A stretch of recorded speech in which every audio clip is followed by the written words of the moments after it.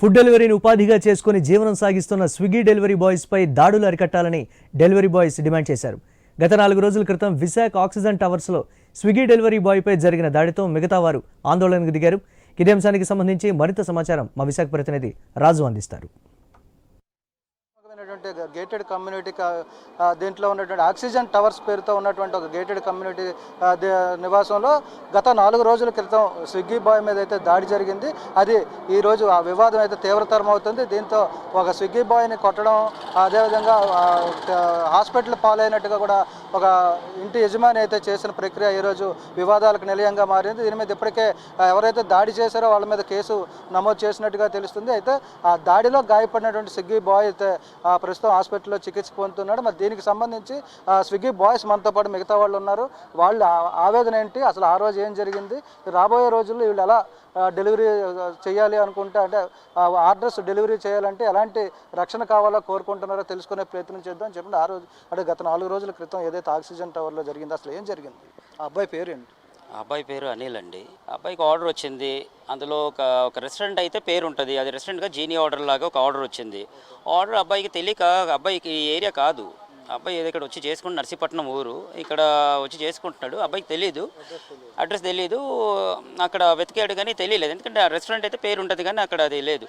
అబ్బాయి వెతికి ఏం చేశాడంటే కస్టమర్ కాల్ చేశాడు. కస్టమర్ కాల్ చేసేసి, అన్న ఇలాగ ఉంది, ఇది అడ్రస్ ఎక్కడ? అరే నువ్వు స్విగ్గీ చేస్తున్నావు లేకపోతే ఏంటి, నీకు ఆ మాత్రం కూడా తెలియదా? ర్యాష్గా మాట్లాడి మీ మేనేజర్ ఎవరు ఏంటనేసి మాట్లాడితే అబ్బాయి భయపడి కాల్ కట్ చేశాడు. కాల్ కట్ చేసి 15 మినిట్స్ అబ్బాయి వెతికి మొత్తాన్ని కనుక్కొని అపార్ట్మెంట్కి వెళ్ళాడు. అపార్ట్మెంట్కి 2914 29th ఫ్లోర్ వెళ్ళాడు. అక్కడ డోర్ తీస్తే పని మనిషి వచ్చింది. పని మనిషి వచ్చిన వెంటనే అబ్బాయి ఆర్డర్ ఇచ్చేసాడు. అక్కడ క్యాష్ ఆర్డర్ ఏంటో మరి అబ్బాయి చూసుకునేసరికి అది అప్డేట్ అయిపోయిందంట. ఆర్డర్ ఇచ్చేసి మాకేముంటుందంటే ఆర్డర్ ఇచ్చామో వచ్చేసాము. ఆర్డర్ ఇచ్చేసి అబ్బాయి లిఫ్ట్ దగ్గరికి వచ్చేసరికి పని మనిషి వచ్చి మళ్ళీ మా సార్ పిలుస్తున్నాడు అని చెప్పి మళ్ళీ వెనక్కి పిలిచిందంట.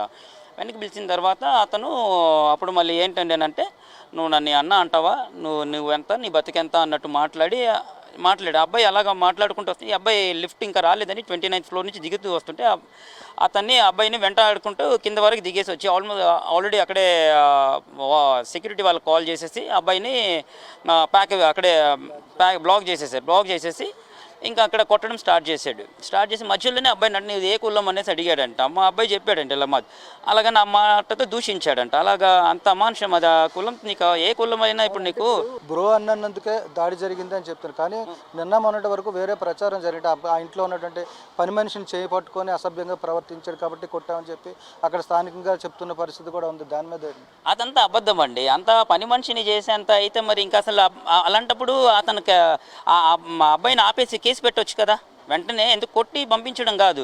ఇలా చేశాడని ఆ అబ్బాయిని అక్కడ నిర్బంధించి ఇలా చేశాడని చెప్పి చేయొచ్చు కదా. కానీ అది కాదు, అది రాంగ్, అది తప్పుడు ప్రచారం. అది ఏంటంటే అమ్మాయి పిలిచింది రిటర్న్, మళ్ళీ అబ్బాయి ఇచ్చాడు, వచ్చేసాడు. మా పని అంతేనండి, మేము ఇచ్చేసామా, ఆర్డర్ ఇచ్చేసాం, వితిన్ సెకండ్లో మేము బయటికి తిరిగి వచ్చేసాం. హాస్పిటల్లో ఉన్న పరిస్థితి ఎలా ఉంది? అబ్బాయి పరిస్థితి బాగానే ఉందండి అబ్బాయికి. కానీ ఏంటంటే కేసు బుక్ చేశారు, అతన్ని మళ్ళీ రిమాండ్కి తీసుకెళ్లారనేసి విన్నాము. అబ్బాయి సేఫ్గానే ఉన్నాడు. ముందు ప్రచారం అంతా అబ్బాయి సూసైడ్ అటెంప్ట్ చేశాడు అనుకుంటున్నాను. సూసైడ్ చేసుకోలేదు, సూసైడ్ అటెంప్ట్ చేశాడు అంతే. అబ్బాయి ఇప్పుడు బాగానే ఉన్నాడు. అండ్ అబ్బాయికి మాత్రం న్యాయం జరగాలని మేమందరం స్విగ్గీ రైడర్స్ అందరం పోరాడుతున్నాం. అబ్బాయి ఖచ్చితంగా ఈరోజు అబ్బాయికి జరగచ్చు, రేపు మాకు కూడా జరగచ్చు. కాకపోతే ఏంటంటే ఆక్సిజన్ టవర్స్కి అనేది ఫుడ్ ఆర్డర్ మాత్రం డెలివరీ చేసే ప్రసక్తే లేదు. మేమంతా మా డిమాండ్ ఇదేనండి, మాకు మినిమం రెస్పెక్ట్ ఇవ్వండి. మీ కాళ్ళ దగ్గరకు వచ్చి ఇస్తున్నాం మేము. ఆల్మోస్ట్ ఇక్కడ వెళ్తే ఆల్మోస్ట్ 1 కిలోమీటర్ వరకు ఉంటుందండి. పైకి ఎక్కుతాం, ఇస్తాము, మళ్ళీ దిగి మళ్ళీ బయట వరకు రావాలి. మాకు ఎంత టైం వేస్ట్ అండి. అలాంటప్పుడు కూడా మీరు మినిమం రెస్పెక్ట్ ఇవ్వకుండా అంత అమానుషంగా కొట్టడం అది మంచి. అసలు ఈ రోజుల్లో అలాగ చేయడం, కొట్టాల్సిన అవసరం నీకు కాళ్ళ దగ్గరికి తెచ్చి ఇస్తున్నాడు కదా, నీకు ఇచ్చాడు, నీకేం మాట్లాడు. బ్రో అన్నందుకు ఇంకా వేరే మాటలు చంపేస్తావా? చిన్న బ్రో అన్నందుకు నువ్వు ఇంతగా అంత ఫ్రస్ట్రేషన్ అబ్బాయి మీద చూపించావు అంటే మీ దగ్గర డబ్బులు ఉన్నాయి అనేసా, మీరు అంత పలుకుబడి ఉన్నారు అనేసా? అది కాదండి. ఎందుకంటే మనకి ఇప్పుడు మొన్న రీసెంట్లీగా కరోనా వచ్చింది 5 years బ్యాక్. ఎంతోమంది డబ్బు గల అలాగే వెళ్ళిపోయారు. అందరం ఒకే దగ్గరికి వెళ్ళాలి. అంటే ఇప్పుడు మీరు ఉపాధి కోసం ఈ స్విగ్గీ, జొమాటో కావచ్చు, ఈ మార్గాన్ని ఉపాధిగా ఎంచుకున్నారు. రోజుకి మీ ఆదాయం ఏ విధంగా వస్తుంది, అంటే ఎంత అనేది కాదు, ఏ విధంగా నడుస్తుంది? ఒకప్పుడు 1575 రూపాయలు వచ్చింది సార్ 10 గంటలకి. ఇప్పుడు అదే 10 గంటలకు 600 రూపాయలు తీసుకెళ్తున్నాం సార్. యాజమాన్యాలు అందరూ బాగా ఇప్పుడు తగ్గించారు సార్. కుర్రాళ్ళు డబ్బులు ఇవ్వడం తగ్గించారు. కష్టపడినోడికి ఇది అందరూ ఈజీ పని అనుకుంటున్నారు సార్. ఒక బైక్ మీద ఫుడ్ తీసుకుని వెళ్ళడం అంటే నాట్ ఈజీ సార్, చాలా కష్టం పని సార్. ఇప్పుడు యాక్చువల్గా ఏంటంటే సార్ ఒకటే సార్, ఇంకా ఆక్సిజన్ టవర్స్కి మేమైతే ఫుడ్ ఆపేస్తున్నాం సార్, మీరు ఒకటే ఆప్షన్ పెట్టండి సార్. మీ యాజమాన్యం ఇప్పుడు స్విగ్గీ యాజమాన్యం ఉంది, ఇందులో స్పందించిందా? మీకు ఏమైనా భవిష్యత్తులో ఎలాంటి దాడులు జరగకుండా అడ్డుకుంటాం చెప్పండి. భవిష్యత్తుగా అనడానికి ఏట్లేదు సార్, ఎప్పటికప్పుడు యాప్లు మారిపోతుంటాయి సార్, ఎప్పటికప్పుడు మనుషులు కూడా వీళ్ళందరూ జస్ట్ ఇప్పుడు చేస్తున్న రైడర్లు అందరూ ఫుల్ టైం చేసేవాళ్ళు చాలా తక్కువ సార్, అందరూ పార్ట్ టైం చేసేవాళ్ళే. స్విగ్గీ అనేది ఒక ఆశ కల్పిస్తుంటుంది, స్విగ్గీ కానీ జొమాటో కానీ ఏదైనా సార్. మీకు ఒక నార్మ్స్ ఉన్నాయా? అంటే ఈ ఫ్లోర్ వరకే మేము వెళ్ళాలి, అక్కడి నుంచి వెళ్ళాము అనేది మీకు ఎంతవరకు అంటే డోర్ డెలివరీ చేస్తారా? లేదంటే చెప్పంటే డోర్ డెలివరీ చేస్తాం సార్, కస్టమర్ మంచోరు అయితే డోర్ డెలివరీ చేస్తాం సార్. ఇలాంటి వాళ్ళు అయితే మాత్రం మరి ప్రాణాలు పోయే పరిస్థితులు తెస్తే వాళ్ళకి డోర్ డెలివరీ చేయం కదా సార్. మామూలు ఇప్పుడు కొత్తగా కుర్రాళ్ళు జాయిన్ అవుతారు, వాళ్ళకి తెలియదు కదా.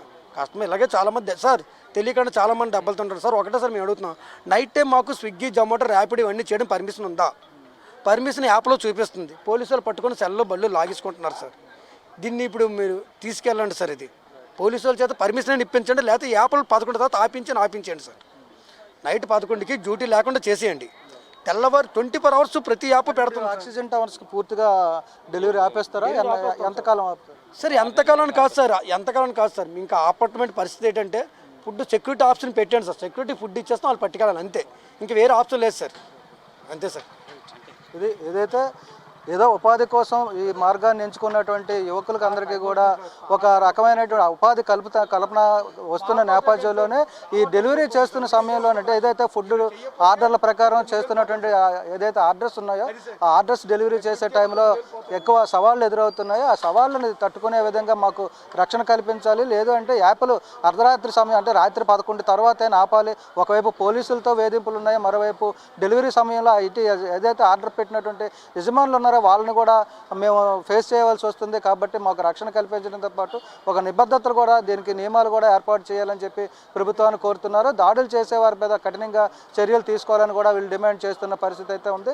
ఉపాధి కోసం వచ్చినటువంటి ఈ మార్గంలో మమ్మల్ని కూడా వేధింపులకు గురి చేయడం, దాడులు చేయడం అయితే సరికాదు. ఒక మానవతా దృక్పథంతో మా మీద జాలి చూపించి మీరు చేసుకుంటున్నటువంటి ఉపాధి గౌరవించాలని చెప్పి కూడా కోరుకుంటున్న పరిస్థితి. వీడియో జర్నలిస్ట్ స్వామితో రాజు, ఐ న్యూస్, విశాఖపట్నం.